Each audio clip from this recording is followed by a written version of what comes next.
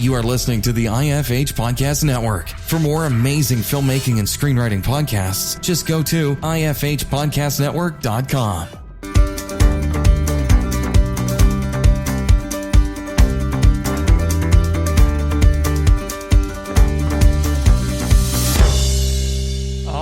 Welcome to the Successful Screenwriter Podcast, where we discuss anything and everything screenwriting. Here we interview successful screenwriters and filmmakers to find out just what it takes to make it in the industry. Welcome to the podcast. We have on an awesome guest here today. You will recognize this gentleman from such great hits as The Walking Dead and True Blood. We have with us Vincent M. Ward. Thank you for being on today. Man, I appreciate you having me, brother. Thank you. Oh yeah, well, I wanted to reach out to someone like yourself who's an actor and a writer, so that we can talk about your whole process, what you look for in screenplays, what you like to write about, and maybe just try and mine some nuggets for our listeners today. Before we get in there, I was hoping maybe we could just get a little bit about Vincent's origin story. Originally from Dayton, Ohio. All Been right. out here in Los Angeles, California for like 20 years now. I consider it home, even though my entire family is still back in Ohio. Oof. Believe it or not, I have 13 grandkids. What? Oh my goodness. 13, man. So my whole thing is just trying to leave a legacy for them. Oh, wow. You're achieving it, sir. Man, I'm trying, but I always feel like my best is yet to come. I definitely want to be in a position where I can go back home and do like celebrity baseball games or basketball games, right? To show the community that the people that you see on TV are no different from you. They just happen to be on TV, So. Yeah. No, I think that's a really good point. I mean, people on TV, they're just normal people. Obviously, we idolize them. One thing that I've learned from when I did the movie Ocean's 11, every day I played basketball with George Clooney, Brad Pitt, Matt Damon, Don Cheadle. And Awesome. I remember this one particular time, George Clooney's shoe came untied. Yeah. And this guy ran out there to tie George Clooney's shoe. George Clooney said, "Hey, brother, I can tie my own shoe." I brought that up to say this. A lot of times people put celebrities on these big old pedestals, and they don't want to be on there. They just want to be treated normal. Yeah. And a lot of times when you do put them on when you put them on pedestals, they expect everybody to treat them like that. So Right. Well, I mean, you're obviously a really grounded person, and I really respect that. And I think that's wonderful. And I find that that talent like yourself that is down to earth, is grounded, really does want to give back to the community, and is able to really influence that next generation, which I think I have no question that you'll be doing. So I want to discuss with you. Let's work from your actor's perspective first. What do you look for in a screenplay? Do you look for character? Do you look for the writer's voice? Is there a specific genre that you like? You know what? I'm gonna be honest with you, and you probably won't hear this from a lot of actors. I'm just grateful to be working. Okay. I don't look for any of that because I'm not in that position where I can pick and choose, especially if it's a major project. Now, if it's on an independent or, student film, I can pick and choose from that. But it's still in my mind, I don't want to feel like a student film or independent film. I don't want to feel like I'm bigger, too big for them. Yeah. Because you have to remember, eventually, those people are going to come up also. Yeah. And I don't want them to be like, "Oh, remember when you didn't do this. For whatever reason. Now, if I'm busy, that's one thing. Yeah. I never want to make anybody feel as if I think I'm too good to be in their project. Oh, I'm grateful if somebody calls me and be like, we have something for you. Do you mind if you have time? And because it could be somebody else. And that thing that they ask you to be in could explode to be some kind of have a cult following, know? No, so. I think you're absolutely right. It is to say something that to keep every avenue open. And I specify this from a writer's point of view, because you get writers that will only stick to one genre because they're comfortable with it. And then almost as an actor gets typecasted, the screenwriter gets kind of typecasted because they can't break out of that genre. That's all they write in. That's all they're comfortable in. And I'm like you, I like to work. You know, if I'm going to do a rom-com, I'll write a rom-com. If you want me to write a thriller, I can do that. And I'll flex those muscles. It's a different muscle, but I've got to flex it. And I'm sure, you know, as an actor, you've been in The Walking Dead, you've done scary stuff, but I know I've seen you've got a ton of credits. So you've done comedy, right? Yeah. You're pretty diverse talent. Of course, the comedy part, that's more of me. That's more of my personality. Yeah. You know, people love to see me play in the horror stuff, or, you know, killing somebody or something like that. And I know it's because of my voice, and it's because of my height, my build. Yeah. But when it comes to all the other stuff, that's who I am. You know, and that's why I love hosting. And I created a show called Conventioning. I created a ton of different travel shows because you never see anybody who looks like me as the host. Nice. You know, so I think I'm a mixture of Michael Strahan and Terry Crews and, you know, people like that, big guys with personalities. Yeah. And I enjoy that more than remembering the script. I would say Oscar, right? He was a gentle giant. Right. And you brought that to screen. So even in those moments where, you know, they want you to be this killing machine, you still brought some humanity to that character. And I thought it was absolutely fantastic to be it, because it can't be easy to try and find a vulnerability in a character like that. But you know what? My character was me. Yeah. In real life. Love it. You know, I like to say this: just because a person goes to jail or is in prison doesn't make them a bad person. Sometimes it's just they made a huge mistake. Absolutely. And that's how Oscar was. Yeah. He was in prison for breaking and entering, trying to provide for his family. Yeah. And the difference between me and Oscar, first of all, I'm not going to jail for my family. I don't give a damn. That's funny. But I would do whatever I have to do to provide. Yeah. No, I think that makes sense. And yeah, it just one mistake at the wrong age. We were all there. We were all young. I made some stupid mistakes. And it just takes the one time, and man, it could mess up your future. Absolutely right. But it's nice to see. Follow you. It'll follow you for the rest of your life. And with social media nowadays, they like to find people's old. For like 10 years ago. Yeah. Not even 10. I mean, you could have been a teenager. Your life turned around by now. Man, so, I thank God there was no social media when I was an awkward teen. That's all I can say. It's like it's the benefit of being a Gen Xer. Right. It's just like some of these old basketball players. I listen to them, and you know, they try to pretty much judge some of these newer players.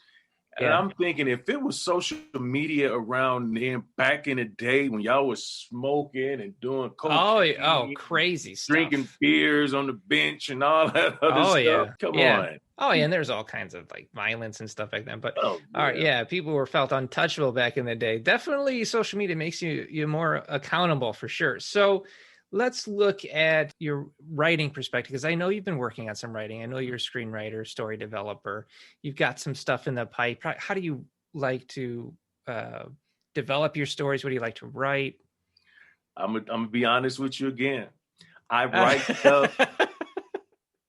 stuff. I create stuff. But the problem is I don't see myself as a writer. Okay. I leave that to you guys. I know how to.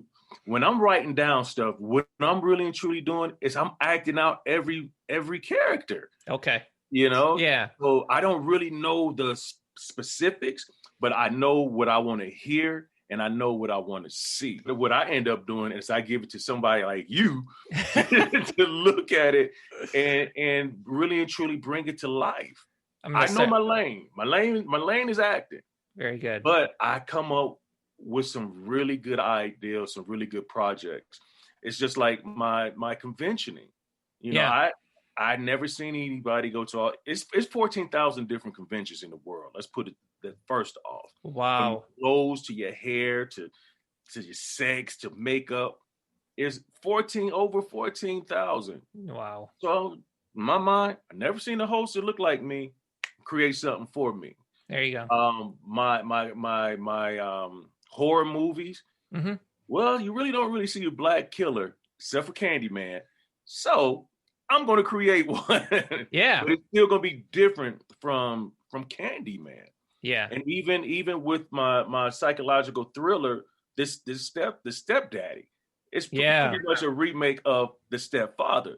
But you never really see a black guy play that type of character. So that's when I be thinking, just try to make something different. Even like recently, I've been creating something called Little Walter. Okay. Never see a black Chucky or Annabelle or anything like that. So it's like a possessed doll type of thing? Right. But the difference for me, I don't want people to feel like it's a black movie. It's a movie for everybody. You know what I mean? It's just the character just happened to be black. No, and I think there's a market for that. You know, I mean, the casts are getting more diverse, and that's good, and they should. And I think that's important, and it's important to have that kind of voice. So, all right. So you like to develop. Obviously, you're looking for originality, which I think is really important because there can be a tendency to do a knockoff, to do cookie cutter stuff, and you want to be original with your storytelling. I mean, we're talking to Vincent M. Ward here, and if he's spitting original ideas at me, and this is a guy in the business, that tells you right there, let's find some originality. Right. Now, I think The Stepfather is really interesting. It reminds me of it's like a spin on like that old Poison Ivy with the stepdaughter. And I think a stepfather, it could be really interesting. It could be a terrifying character, actually. So I'm fascinated. Shot it. Oh, you shot it. Wonderful. We shot it. Yeah. It's in the can. It's in the can. It's in the can. Awesome. And I had what I did at first. I created the script, the movie script. But the script that I created, it would have been too expensive for them to do. Well, that's everybody's first draft. Right. For the independent. So what happened was they ended up getting another writer, and they used a few things that I had said, and we made that the movie script, made the budget way smaller. Sure. But in my mind, it's like, okay, what about the script that I wrote? Which was, to me, a very good script. So I decided to make it into a book. So I have some people looking at the graphic novel right now. No, I think it's a great idea. I mean, because there's all kinds of marketing, especially around indie films. So you're going to see a lot of indie films come out now, and they just instead of building a film and shooting the film, they're building a brand around the film, right? So you have toys, and sometimes you get video games, and that's where Devereaux comes from. Yeah, exactly. Devereaux, the one I was telling you about earlier, Devereaux can be up there with Michael Myers and Leatherface and Jason. I can see that, and I'm trying to brand it for that type for that. So we could get some sequels out of it and stuff like that. Oh yeah, it's definitely it's already designed for 3 or more. You could have the stepdad version of Maniac Cop. Yeah, there you go. And I have a comic book for Devereaux, so I've already created a comic book for it too. So I got my hands. I'm planting some seeds. You're doing it right. From the grow. Yeah, you're doing it right. That's awesome. All right, so we've got originality. We've got finding that niche. Now, how do you? So it sounds like you do write the script, but you focus more on like a narrative outline. Is kind of what I'm picking up from you. So, and that's great. I mean, for a writer like me to get a narrative outline is awesome because I love to know where the goalposts are so I can write towards them. So that's actually a boon for whoever you're working with. The worst thing you could have is when you get a client come in and they go, I've got this idea. And you go, oh God, because tell me where I'm going. I think that's good. Right.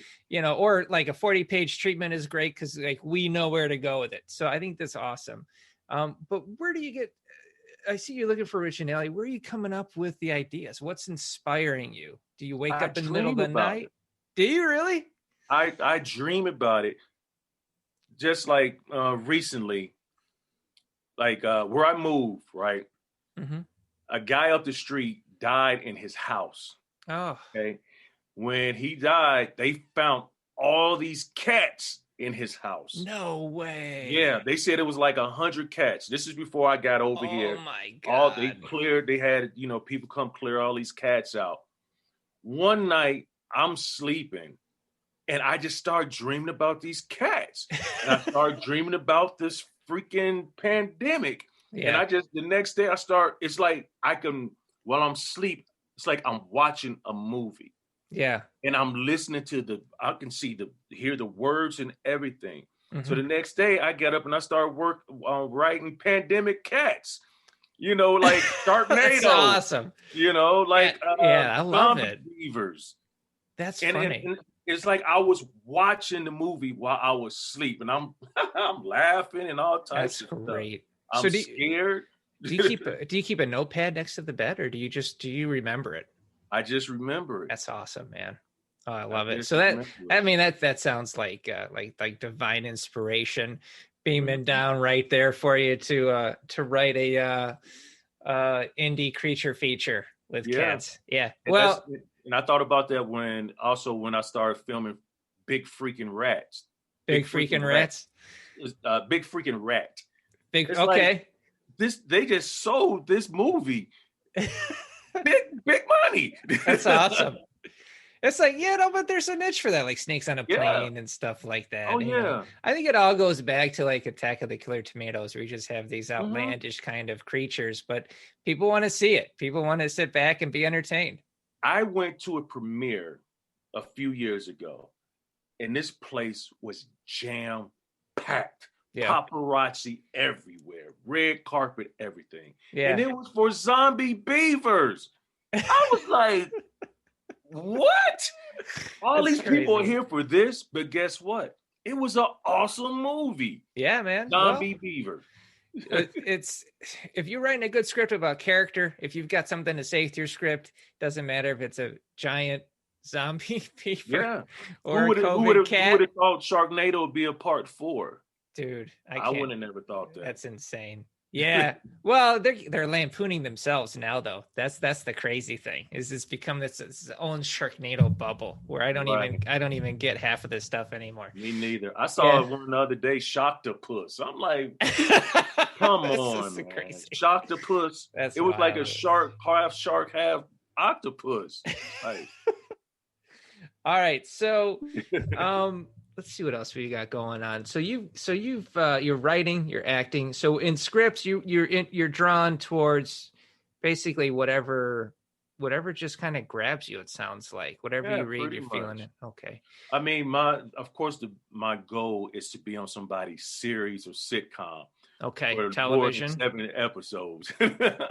This podcast is brought to you by thesuccessfulscreenwriter.com, where you can find instructional videos, blogs, books, and even screenplays from the biggest films in Hollywood, all available for you to download.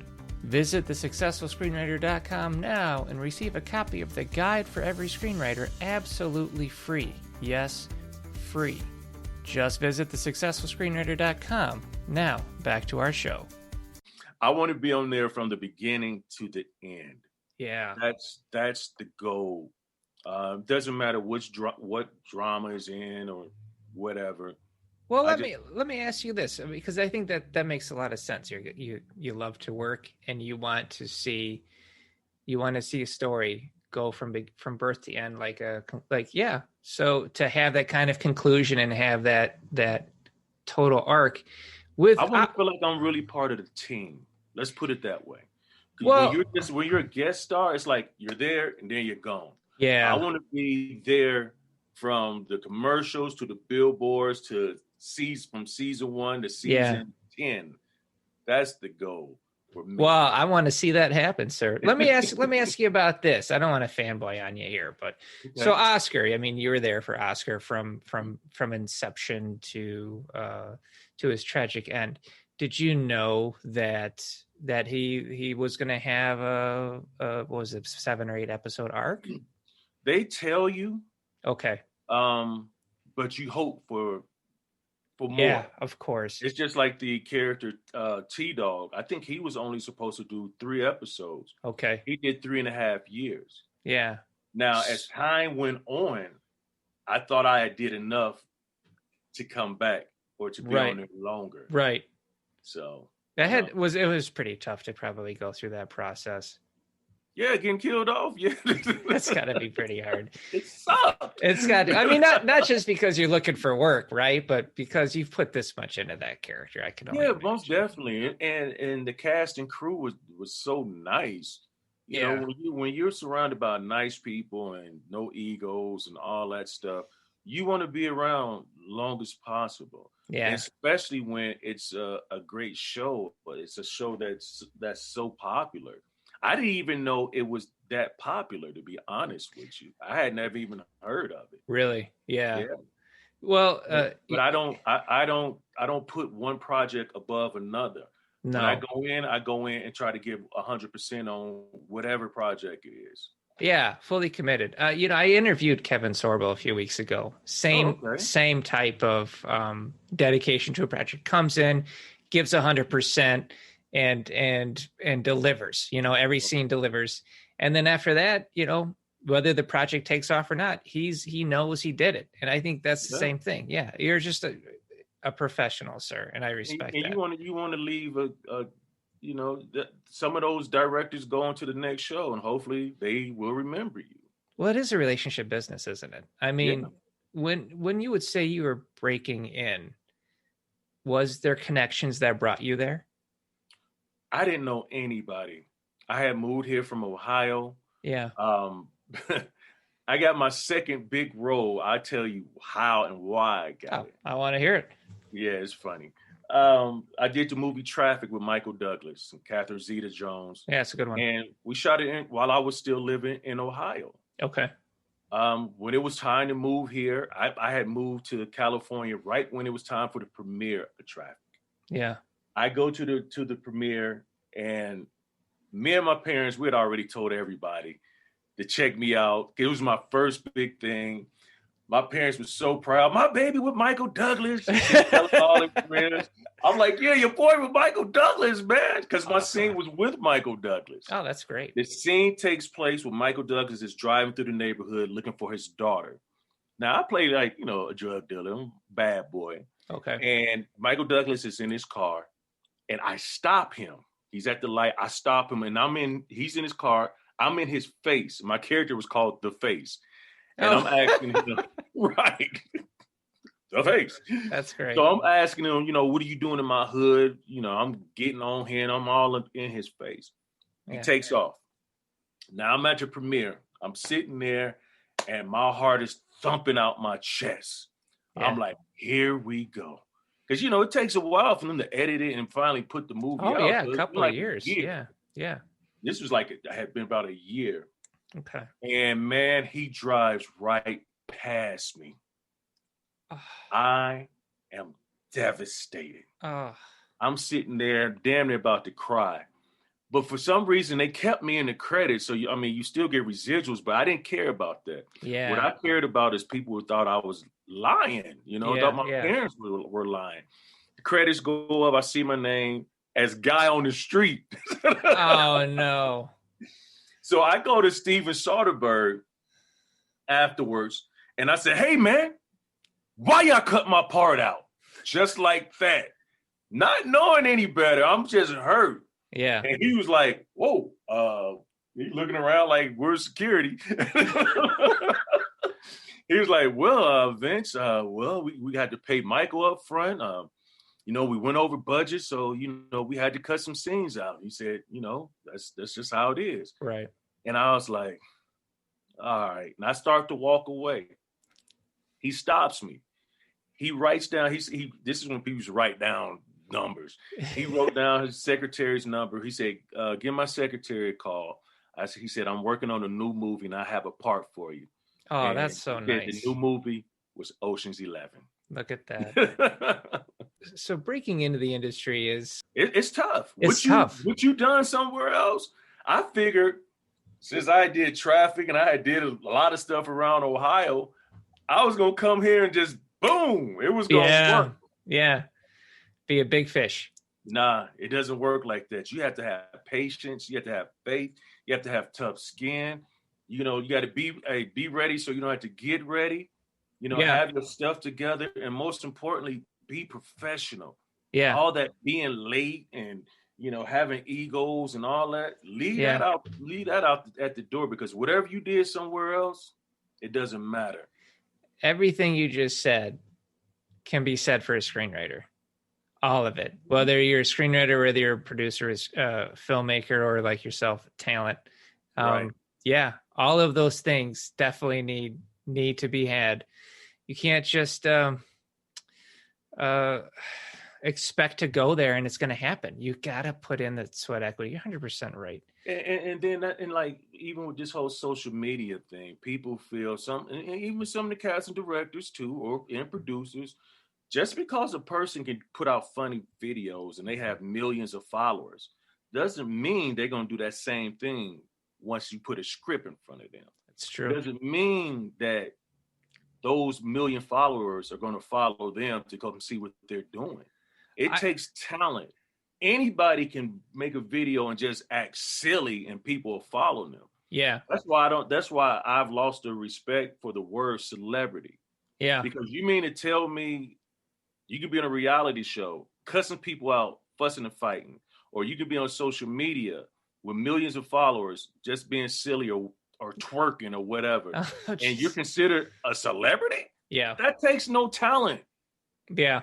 That's no talent. And I'm not knocking the next person, but that's not talent to twerk and show your body and have millions of followers and people call you a celebrity. Well, there's weight that comes with it, right? So somebody's called a celebrity. I mean, then there's implied influence that they have over people. Mm-hmm. So if you're saying craziness or you're being a role model that isn't very good or moral, well, that's young people are seeing that. People that are easily impressioned are seeing that. So I totally agree with you. And I understand the responsibility. Word. Huh? That's why I understand the word influencer, because you can influence people to think they can do the same thing that you're doing and become rich and famous. Yeah. When that 15 minutes is up, what are you going to do? Yeah, exactly. Yeah, there's more to it. There's more to life. And who are you helping, right? I agree with you 100%. Well, I know that you've got your hands in a lot of pots. I'm a little bit the same. Yeah, I've got my hands everywhere. So what do you got going on? You've got like a wine, I think? Yeah. All right. I've always wanted to be like Billy D. Williams back in the day in Code 45, or the most interesting man with Dos Equis. Okay. I wanted to be that spokesperson for somebody's. It didn't have to be liquor. Yeah. It could have been anything. Right. But I just like the most interesting man. He was so smooth and debonair. Yeah, they're awesome commercials. Yeah, and what I wanted to do, I kept on trying to pitch myself to all these different brands, but nobody was biting. So I was like, forget this crap. I'm gonna create my own. That's awesome. So what happened was me and my wife, we were going to this winery called Belvino. All right. And in Temecula. And I love Belvino. And so I wanted to be their spokesperson. So I started doing stuff for them, but then I thought about it, like, why am I doing this for them? Okay. I'm gonna approach them to help me build my own. Nice. And that's what we did. So what's it called? It's called Ward. It's like Ward? Yeah, it's my name. There you go. Yeah, it's my name. So well, I look forward to seeing a Ward commercial. Yeah, man. With you all being smooth. Warrior, Audacious, we just trying to make some work. And the wine is excellent because it comes from Belvino. Yeah. And I would never put my name on something that I didn't believe in.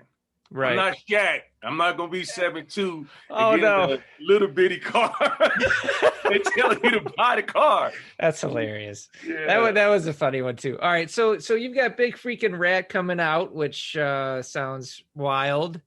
Yeah. You got I don't want to I don't want to admit to this, but I did check out your credits. Dude, you've got so many IMDb credits. You're like one of the hardest working actors I've seen. You've got a lot of stuff coming out. What else you got coming out? Man, it's so much stuff. Honestly, once I finish, I just move on and see what I can do next. Yeah, stay busy. Even with The Walking Dead, it's like right now I can, even if I try to move away from it, I can never move away from it. Yeah, because it's still a popular show and it's still on. Yeah, and I feel grateful because people really and truly, like my character or whatnot. And some people think that's where I started. I'm like, been around for a while. Yeah. Well, you're not. You don't feel like you're being typecasted, though, are you?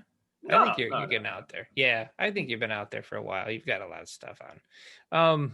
Yeah, that's really cool. All right, well, but let me tell you this though, brother. Yeah. If I was being typecasted, guess what? The bills still got to get paid.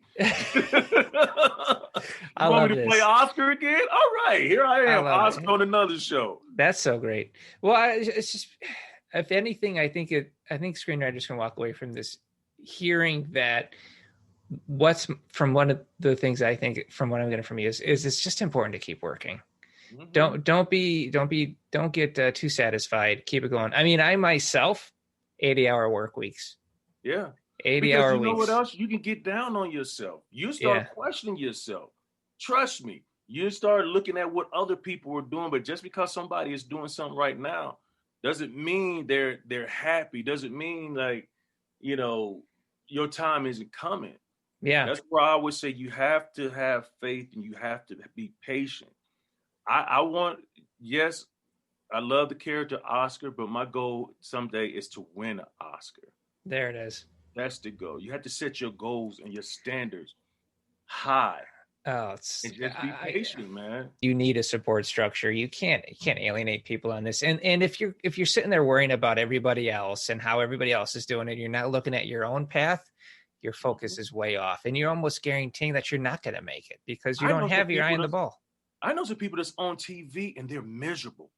Yeah. I know some of them on there and they can't even pay their rent or their mortgage. Wow. Or they got roommates. I don't want that. No. I want to be happy. If I got to wait until I'm 53, 50, 60, and I'm happy and I'm stable and all that other stuff, then that's what it is.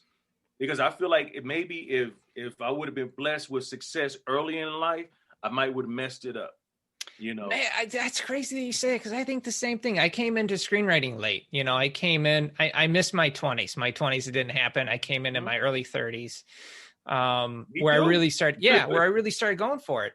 And I was like, this is it. This is my passion. This is my love. And so I've gone it, but I kept thinking, man, if I had not been stupid in my 20s, but then I think you're right. If I think back then, I would have blew it, dude. There's no way. Yeah. I'm glad. Some people blow it because they have a sex addiction. Some people blow it because they weed.